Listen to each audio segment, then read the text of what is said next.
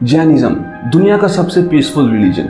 Jain monks अपने mouth को cover करके रखते हैं ताकि वो स्वेलो या फिर ब्रीथ ना करे हॉट एयर किसी भी लिविंग ऑर्गेनिज्म पर। और तो और वो सिर्फ वेजिटेरियन डाइट लेते हैं। तो आखिर क्या है ये जैनिज्म और क्यों इसे दुनिया का सबसे पीसफुल रिलीजन बोलते हैं, और आखिर क्यों इस मॉन्क ने कपड़े नहीं पहने हुए, चलिए पता करते हैं। ये जैनिज्म का सिंबल होता है।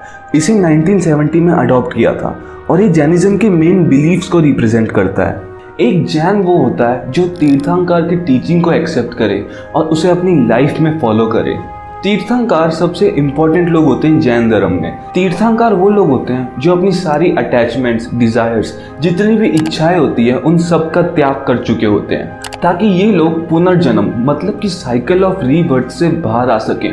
इतिहास के हिसाब से फाउंडर ऑफ जैनिज्म मतलब जैनिज्म को जिसने फाउंड किया था वो 23वें तीर्थंकर हैं महावीर। जैन धर्म में टोटल 24 तीर्थंकर हुए हैं और महावीर उनमें से एक हैं। जैनिज्म, बुद्धिज्म, हिंदुइज्म ये तीनों ही इंडिया के सबसे पुराने रिलीजन हैं और इन तीनों रिलीजन में दो आइडियाज बहुत कॉमन है। पहला संसार, जो कि कहता है कि जब हम मर जाते हैं तो हमारी आत्मा पुरानी बॉडी से नई बॉडी में मूव हो जाती है और हम इसी रीबर्थ की इन्फानाइट साइकिल में फंसे रहते हैं। और दूसरा आइडिया है कर्मा, जो कि कहता है कि जैसा काम हम आज करेंगे उससे हमारा कल डिसाइड होगा। मतलब कि जिस प्रकार का कर्म आप अपने इस जीवन में कर रहे हो उसी हिसाब से आपको अपना अगला जीवन मिल रहा होगा। जैन धर्म में 8 कोर आइडियाज होते हैं। उसमें से पहला है द 3 ज्वेल्स यानी कि त्रिरत्न, और उन 3 ज्वेल्स में से पहला है सम्यक दर्शन मतलब कि राइट फेथ। सम्यक दर्शन कहता है कि हमें 7 तत्वों को हमारे जीवन में अपनाना चाहिए और इन 7 तत्वों में पहला है जीव। हर जीव जंतु में एक आत्मा होती है जो कभी नहीं मरती। दूसरा अजीव, नॉन लिविंग थिंग्स यानी कि जो जीवित नहीं है उनमें आत्मा नहीं होती। तीसरा है असर्व, आपके एक्शंस की वजह से कर्मा आपके सोल यानी कि आत्मा को इफेक्ट करता है। चौथा है बंध, मतलब कि कर्मा आपकी सोल से अटैच हो जाएगा, जुड़ा रहेगा। पांचवा है संवारा, मतलब कि आप अपनी आत्मा को अपने कर्म से बचा सकते हो। 6th है निर्जाना, आप अपनी आत्मा और कर्म को अलग कर सकते हो। और 7वां है मोक्ष, आप अपने आप को पुनर्जन्म या फिर रीबर्थ की इन्फानाइट साइकिल से फ्री कर सकते हो अपने आप को। अब उन 3 ज्वेल्स में से दूसरा ज्वेल है सम्यक जनाना मतलब राइट नॉलेज। राइट फेथ का मतलब है उन 7 तत्वों पे यकीन करना और वहीं पे राइट नॉलेज का मतलब है उन 7 तत्वों को अच्छे से डीपली अंडरस्टैंड करना मतलब कि समझना। इन 7 तत्वों को अच्छे से समझने के लिए आप जैन मॉन्क्स को सुन सकते हो या फिर जैन स्क्रिप्चर्स को पढ़ सकते हो। और आखिरी ज्वेल है सम्यक चरित्र यानी कि राइट बिहेवियर। राइट बिहेवियर का मतलब है अपनी फेथ और नॉलेज को एक ऐसी लाइफ जीने में यूज करना जो दूसरों के लिए अच्छी हो और ना ही किसी को नुकसान पहुंचाए। और आप इस राइट बिहेवियर यानी कि सम्यक चरित्र को अपने जीवन में उतार सकते हो, लेकिन ये करने के लिए आपको 5 प्रतिज्ञा लेनी होगी जो कि महावीर ने दी है। पहला अहिंसा नॉन वायलेंस, दूसरा सत्य ऑलवेज बीइंग ट्रूथफुल, तीसरा अस्तेय नॉट स्टीलिंग, चौथा ब्रह्मचर्य टू सेलिब्रेट और 5वां अपरिग्रह कोई भी अननेसेसरी पोजेशंस, अटैचमेंट्स, पीपल या फिर चीज़ों से कोई भी लगाव ना रखना। जैन धर्म के हिसाब से ये 3 ज्वेल्स ही हैं जो आपको मोक्ष दिलाएंगे या फिर आपकी आत्मा को इस अनंत पुनर्जन्म के चक्र से मुक्त करेंगे। ये 3 ज्वेल्स या त्रिरत्न इस जैन सिंबल के अंदर भी दिखते हैं 3 डॉट्स के रूप में। अहिंसा सबसे महत्वपूर्ण या फिर बोलो सबसे इम्पोर्टेंट वाव होती है जो जैन फॉलो करते हैं। कुछ जैन मंदिरों में स्क्रिप्चर्स होते हैं दरवाजों पर, ज़्यादातर तो संस्कृत में होते हैं लेकिन कुछ इंग्लिश में भी होते हैं, जो कहते हैं कि non violence is the highest religion.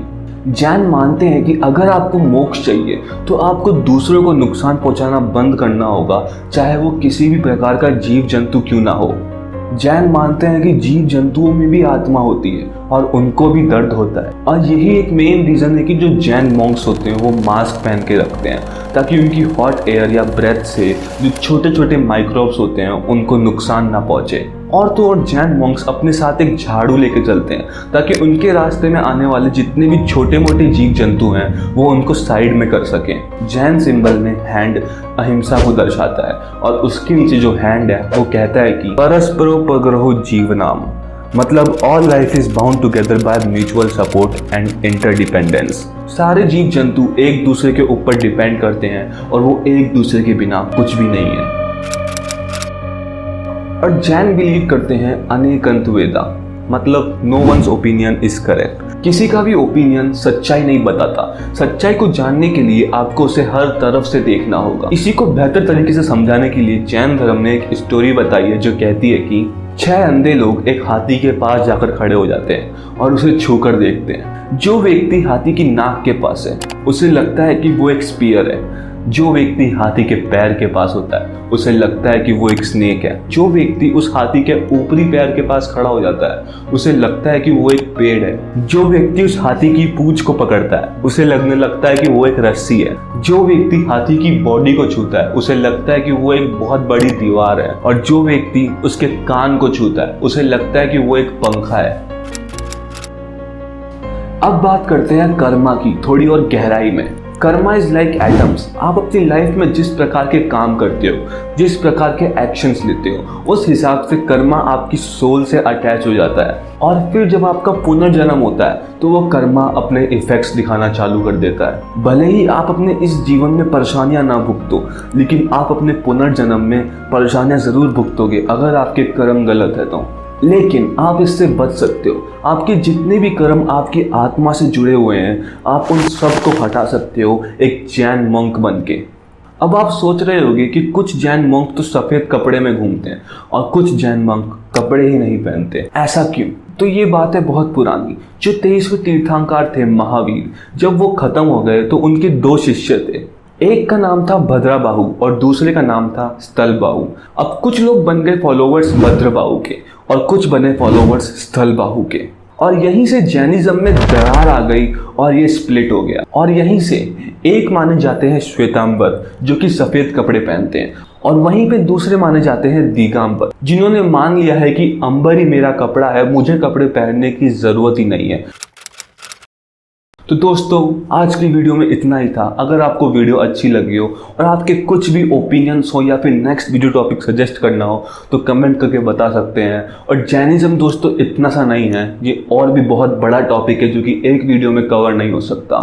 तो अगर वीडियो अच्छी लगी हो तो वीडियो को लाइक करो, चैनल को सब्सक्राइब करो। मिलते हैं नेक्स्ट वीडियो में।